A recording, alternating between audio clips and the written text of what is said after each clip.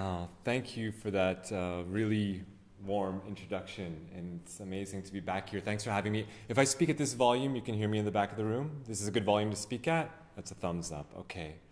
I'll try to keep this volume up for the rest of the presentation. Thanks for coming out. Thanks for coming out and caring enough about this place that I'm coming from and the people that live there to come out and hear these stories. It's no small thing.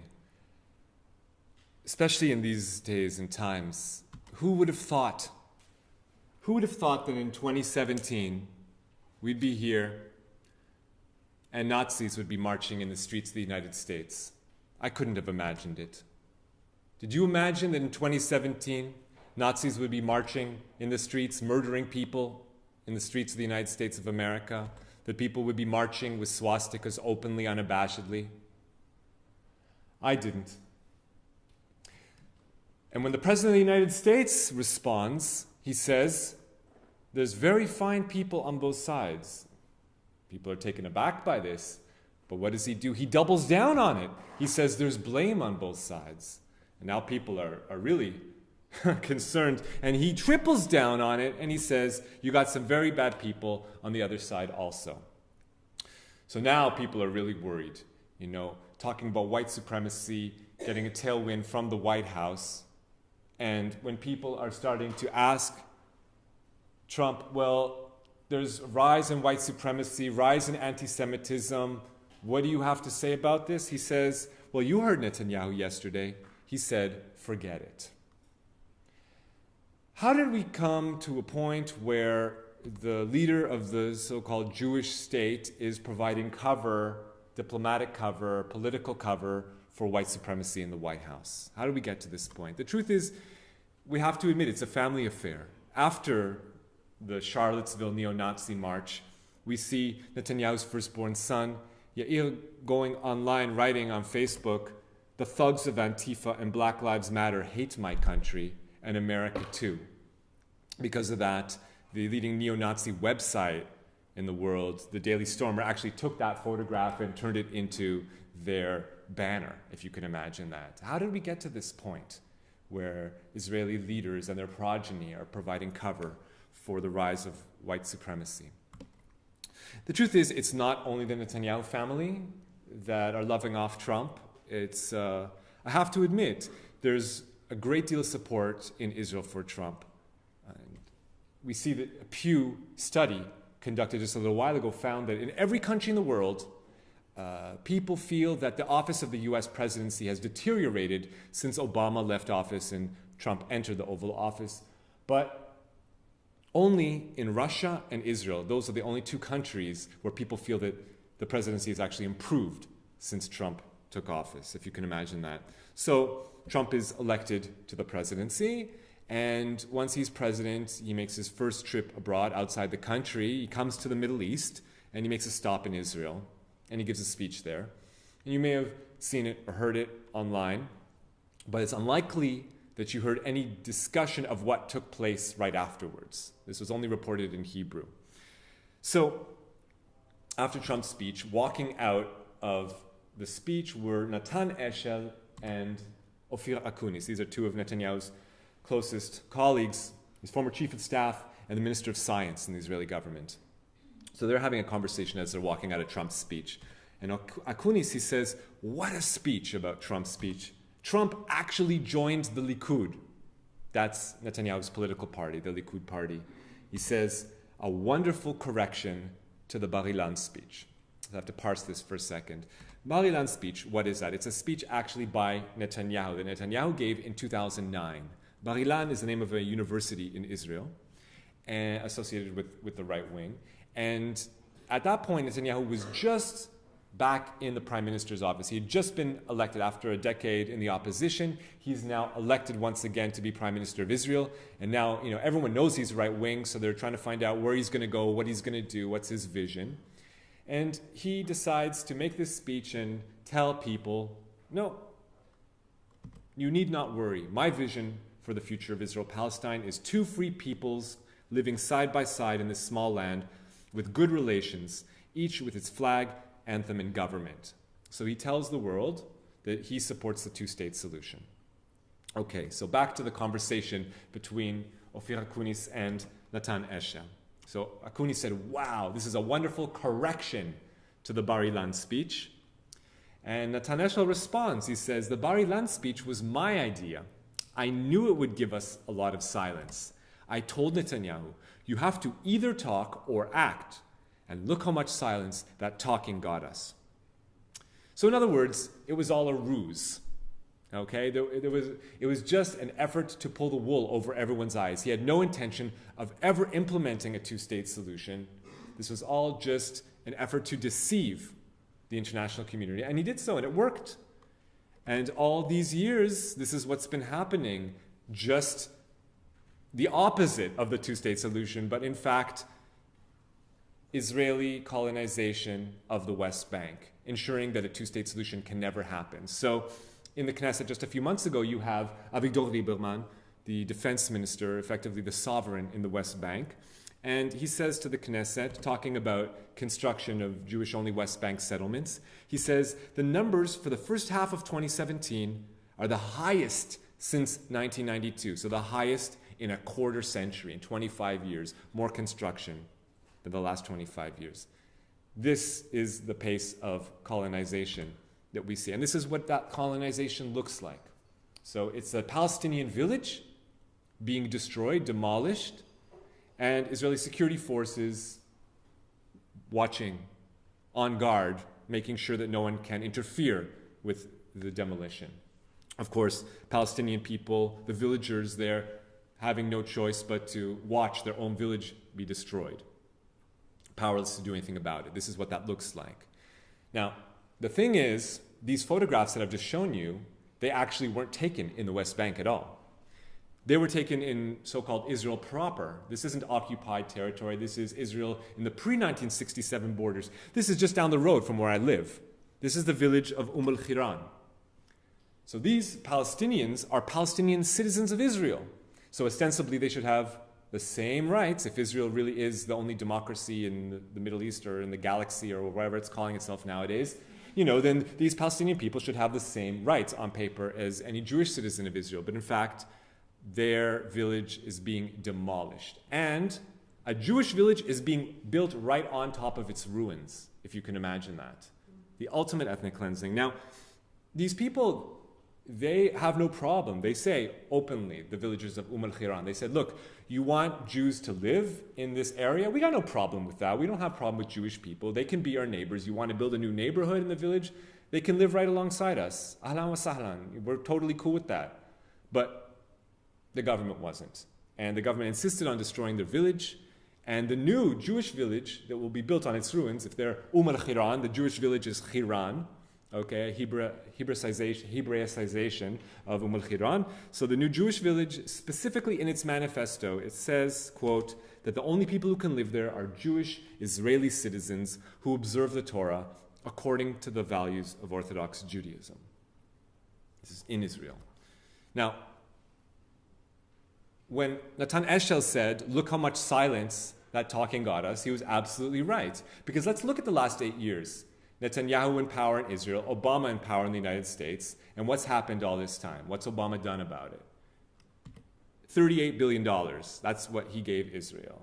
And that wasn't his own money. That was American taxpayer money, obviously. This is more money than any country has ever given any other country in the history of the world. But probably even more significant than the financial contributions he made were the political contributions. Now, okay, historically, every single U.S. president, going back decades, has, when the United Nations criticizes Israel for whatever actions it's taking, because the United States has a permanent seat on the UN Security Council, it can effectively veto any resolution, and it often does veto resolutions critical of Israel.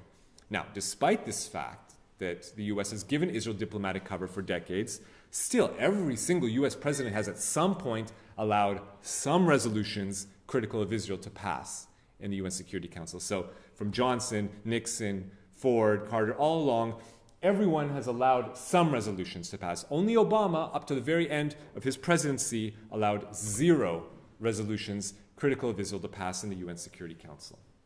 So all this money, all this diplomatic cover. You would think at this rate that Netanyahu would erect a statue of Obama in the middle of Tel Aviv, thanking him for being the most Zionist president of all time.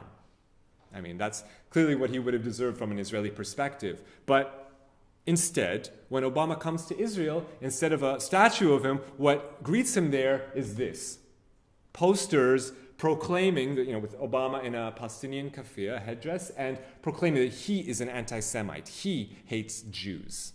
This is what awaits him on the streets of Israel when he arrives. And, okay, sure enough, anyone can put up a poster. Anyone can go down to the print shop and put up a poster. The question is not necessarily what people on the street are doing, but in the halls of power. Well, in the halls of power, you have Ran Baratz, the chief of staff of Netanyahu at that time, and he says that Obama's response to Netanyahu's speech, this is what modern anti-Semitism looks like, if you can imagine this. Now, that's from the political sphere. Let's go into the cultural sphere, all right, in the music scene. So here you have a popular singer, Mordechai Ben David. He's up on stage after Obama is, he's still in office, but Trump's already been elected. So it's just those few weeks in between the two. And he says, at a concert with thousands of people in the audience, in a few weeks, there will be a new president in the USA, and the N-word goes home. After he says this to a crowd of thousands of people in Jerusalem, who joins him up on stage? Well, you can see him up on the Jumbotron. I'll zoom in so you can have a better look. None other than Nir Barkat, the mayor of Jerusalem. And he didn't say a single word in response. But, I really shouldn't be shocked. Nir Barkat, he likes to pal around with others who aren't so fond of Obama, like this man over here. This is a publicity photo. He's another musician, or former musician. Now he's more of a blogger, but at that time he was, rocking stages. This is a popular hip-hop artist, goes by the name of The Shadow, and he's now actually joined the Likud party. Just as Nir Barkat, mayor of Jerusalem, has joined Netanyahu's Likud party, so has The Shadow. And after, what does he have to say about Obama? The Shadow, if you can imagine this, he goes onto Facebook, where he's got hundreds of thousands of Facebook followers, and he goes onto Facebook and he posts this image. Again, Obama in a keffiyeh, holding a knife, about to stab an Israeli soldier who is standing there in prayer, okay, with a kippah, with a skull cap and phylacteries. This is the kind of anti-Obama messaging that we see from affiliates of Israel's ruling Likud party. And again, that's like hip-hop, and we go to the pop music, and we see that another quite popular singer, who not only is popular amongst the people, but also amongst the politicians. After the last election, he went up on stage with Netanyahu, sang the national anthem as they celebrated their election victory. He even does private parties for the ruling Likud party, and obviously is very close to Netanyahu himself. And we see that Amir Benayoun, he goes as far as to actually write a song about Obama, if you can imagine this. And the song he writes about Obama, these are the lyrics. I bought a crow, Obama. I named him after the president. I wish for the death of the creature. This is the kind of conversations we have about Barack Obama. Now, again, moving from that sphere, from the cultural sphere to the religious sphere, we see this man receiving a standing ovation in the Knesset, receiving the Jerusalem Prize, no less, one of the most coveted prizes in the country. And we see that he's being gifted this prize by, once again, Nir Barkat, the mayor of Jerusalem, no less. So Israel Ariel is the name of this rabbi. If you can imagine this, he's not only a rabbi who receives large sums of money from the Israeli government to educate Israeli youth, he also fancies himself a jurist of sorts. Him and a group of rabbis, they founded essentially a kangaroo court, if you can imagine this, the Sanhedrin, and they decided to try Barack Obama in absentia for crimes against humanity, I guess, or crimes against the Jewish people. And so they hold this kangaroo court, and they charge Barack Obama, and Israel Ariel says to the crowd, if someone threatens you to ruin you, to kill you, you kill him first. If we have the might, you have to kill him if you catch Obama on the street. This is the kind of discourse we hear not just from random people who don't have any significance, but people whose opinions matter. Why all this hate for Obama? No matter how much money he gives, no matter how much political support, just because he voices support for the idea of Jews and Arabs, Israelis and Palestinians living in peace and coming up with some kind of compromise. This is the invective hurled at him. Okay. If up until now I've been talking about how people outside of Israel are spoken of for supporting a peace movement, now let's talk a little bit about how those Jewish Israelis, those few Jewish Israelis who are striving towards a peaceful resolution of the Israeli-Palestinian conflict, how they are spoken of in the Israeli discourse. So there are such people. It's not everyone who's supporting Netanyahu's intransigence. There are people who resist this and who speak out against this. And one of those groups is called Combatants for Peace. Now, these people are Jewish citizens of Israel who served in the army and even served in its infantry, in its fighting forces, and saw battle. And after the fact, came to the conclusion, yes, I did my duty, I served the state, and now I realize I was wrong. We need to change direction. We need to start working with Palestinian people. We need to come up with a way to chart a shared future together. And so they're not just talking amongst themselves about how they want peace, they're actually trying to figure out what that might look like on the ground. And so they're meeting with Palestinian folk who themselves may have met them in battle. In fact, Palestinians who, just as these Israelis served in Israeli fighting forces in the Israeli army, we have Palestinians who served in Palestinian militant groups. And they sit together and, at least this is the first baby steps towards figuring out how Jews and Arabs might be able to live as equals. Now, one of the things that they do in order to try to create a culture that's, a healthy, peaceful culture is that on Memorial Day, y'all just celebrated Memorial Day a little while ago, and so in Israel, Memorial Day is held in the springtime. And of course, historically, it's a way that people can remember the Israeli soldiers who fell in battle. So this group, Combatants for Peace, says from now on, we want to not only remember those Israelis who died in battle, but also Palestinians who died in battle. That all those who died fighting should be remembered. And I can imagine for people who lost their limbs or lost their friends or lost their minds on the battlefield, that this is something that's really an emotional ceremony. And so for the last few years, they've been doing these joint Israeli-Palestinian Memorial Day ceremonies. But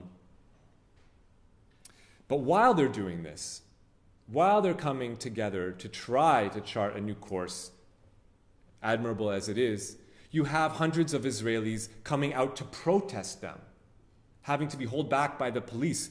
They're screaming at the people coming out to the service, yelling at them, swearing at them, throwing bottles of urine at them, screaming, "Nazi cum guzzler, Arab fucker, may your boys be burned and your girls get raped.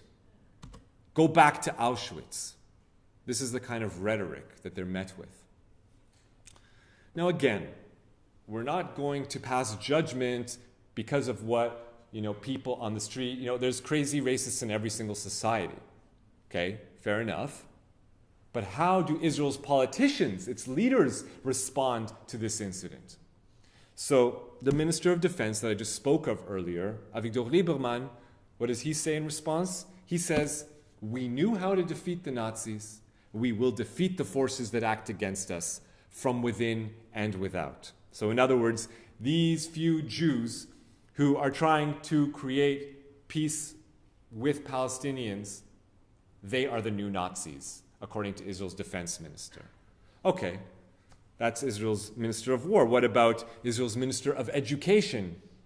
To instruct the youth, what values will he pass on? He says in response to that incident, he goes onto Twitter and tweets, I expect people who mourn over baby murderers and bus bombers to be a little less sensitive to spitting and pushing.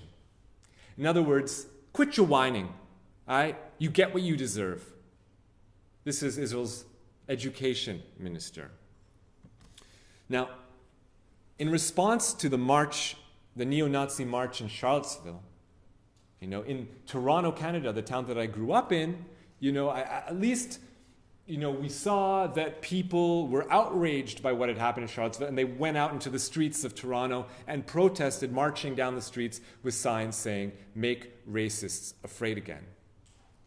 But in Tel Aviv, where I moved to, that's not the case. In Tel Aviv, the streets are empty because it's not the racists that are afraid, it's the anti-racists that are afraid. And to give you a sense, now Naftali Bennett is talking about the values of the Jewish Home Party are leading the state of Israel today. That's his political party, even further to the right to Netanyahu. And I would agree. I would agree that they are the vanguard. They are the direction we're heading in. If Netanyahu's Likud party, that was bad enough. But now we are absorbing the culture of the Jewish Home Party. That's the direction we're heading in, sadly.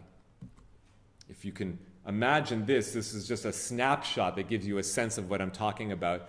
The year before last, there was a beer festival in Israel. And at this beer festival, there was a beer company, and this is how they marketed themselves, if you can imagine this. So I'll translate it from the Hebrew to English for you. Mechir HaKibush, cost of the beer is cost of the occupation. The name of the beer is apartheid. The logo of the beer, as you can see, is an image of the apartheid wall. And the slogan of the beer is Bira Koveshet, beer that conquers. So now apartheid isn't any longer something to be embarrassed about, it's something to be embraced, rather. This is the new normal. Now, that's why in the last election cycle, when the Jewish Home Party ran for elections, their slogan was Mafsikim Leitnatzel, or in English, no longer apologizing. Jewish Home.